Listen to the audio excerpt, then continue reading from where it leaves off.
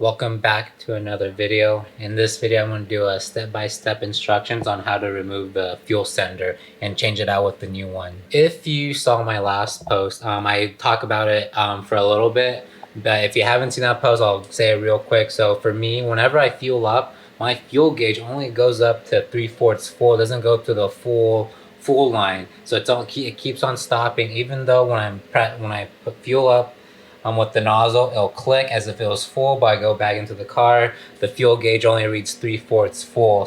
Here's the new fuel sender, so I'm gonna go ahead and show you guys how to remove the old fuel sender. Also, I will put in the description a link to where I got this part.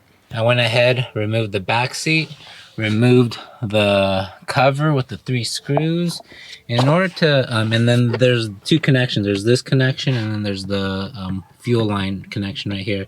So this connection is just like any other connection to disconnect. Now the fuel line are the tricky ones. So right here, there is a tab right here, and then there's another tab here on the other side. And what needs to be done is, what I do, I get 2 flatheads, and on both sides I push against this side and that on the other side, and that will come right up. Once both sides are pushed in, carefully just bring it out, and there it is. So there'll be a little bit of fuel coming out of here, so just get a towel, whatever, and just wipe dry the fuel that comes out.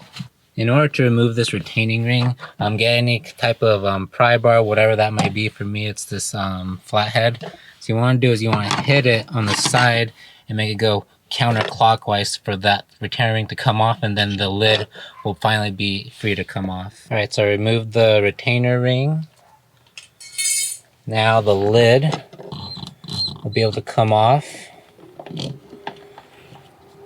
And attached to this lid is the fuel sender, which is this thing right here. So depending if you are full or not, it is best to empty out as much fuel as you can from here, or drive the vehicle until it's kind of low, and then so you don't need to siphon any fuel out of here. So right now I'm still kind of full, but I think it'll still be manageable. So yes, so here it is. So this will have to come out. For me, since I am kind of pretty full right here, I'm actually going to siphon out as much fuel as I can, so that it limits the all the splashing that might be involved, and I don't want to get fuel all over my back seat part right here. All right, so I'm going to do my best to give you guys a visualization of what needs to be disconnected. So there's 2 things that's connecting this to the system. So there's one fuel line that's connected to this, and then the pump itself. So in order to get this out, you're gonna have to, so let me go ahead and remove this little gasket ring right here real quick. Get this out of the way. Put this off to the side.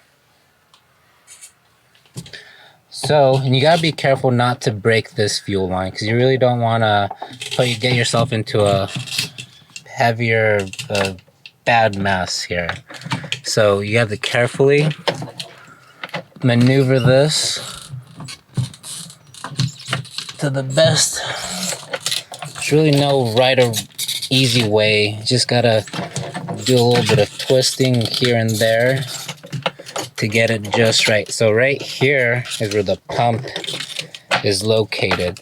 So all you have to do, there we go, got it out.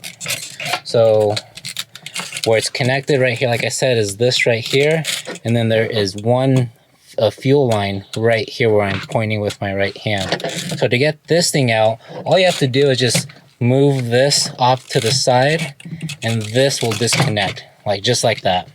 So this can go back down, and now the last thing that needs to be disconnected is this fuel line right here. So in this fuel line, there's a tab right here, and there's a tab on the opposite side too. So what needs to be done is these need to be pressed down right here. So these little tabs that are right on the top right here, so these get pushed down in, and then this will come undone. And again, just be careful not to break that little plastic tab.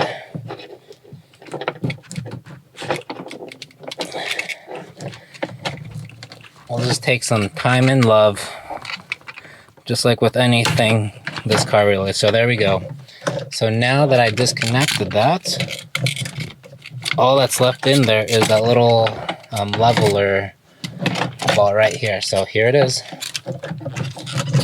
Again, just be careful. There might be fuel in this. So, yep. So here is the old one. So again, here's that pump where it gets connected right here. So all you have to do is just open this up just slightly. And then here's that one fuel line that needs to be disconnected. Here is the new one. Here is the old one. So yeah, I'm pretty sure this has been in the car since 2004. So in order to find out if this is bad or good, so I'm a little bit slightly confused because when you put it onto connect the leads, there's only a ground and a positive, and you have it in this setting right here to measure resistance. So when it is empty, like it should be, it should be reading at 300, right? So when it goes full, you can see the resistance are starting to going down. So it's reading at 55, which it's supposed to be doing. So unless if mine was acting up with the fuel tank, with fuel being in there, because outside of it, it's measuring what it's supposed to be measuring. But inside, that could be a different story. So I was hoping that this thing was the culprit here, why it was acting up my fuel gauge, but I'm still gonna go ahead and meter this new one, compare it to this one, and hopefully this is metering right, because this is metering right. See, when it's full, 0.55, when it's empty, almost 300. Here is with the new one connected now, and you can see, 300 when it's empty. Then when I go to full, it's at 55. So it's definitely reading the same measurements as the old one. But like I said, I'm going to go ahead and insert the new one, because there might be something else that's acting up. Like I said, maybe when it's with the fuel, it acts differently than when it's outside of the fuel tank. But yeah, so when it's full, 55. When it's empty, it should be reading close to 300. So that's what you're supposed to be looking for when you're measuring your fuel sender, if it's good or bad. So to put this back in, it's gonna pretty much be the reverse side. So something I noticed with the new one, it comes with that little clippy thing I was telling you guys about, where you have to squeeze this part down for that hose to come undone. So what I'm gonna do is I'm gonna go ahead, remove the old one, because you can see how yellow it is. Go ahead and just remove this, because here's the old one. You can definitely see how it's changed in colors over time. So I'm gonna go ahead and connect this like that. So now it just clicked, as you can hear it, and then connect this in its place. And there we go. Now it is nice and clipped in. And as far now, go ahead, put the fuel sender back in. So I'm gonna put the level back down into the tank first. And again, there might be an easier way than what I'm doing, but this is the method that I am doing. And this should click in.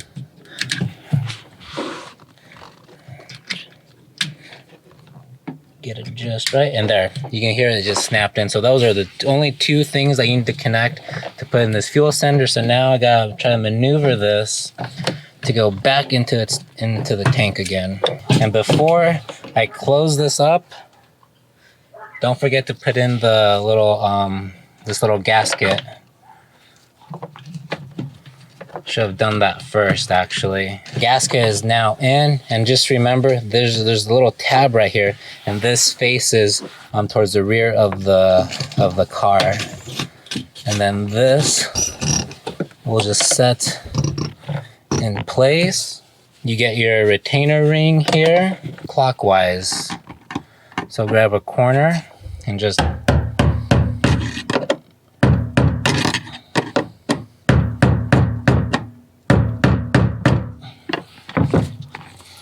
There we go. So now that is connected. Just remove this little cap that's right here that comes with the new one. And then now you can go ahead, connect your connections in, and then your fuel line back in. Make sure it's snapped in, that it's not going to come out. And yep.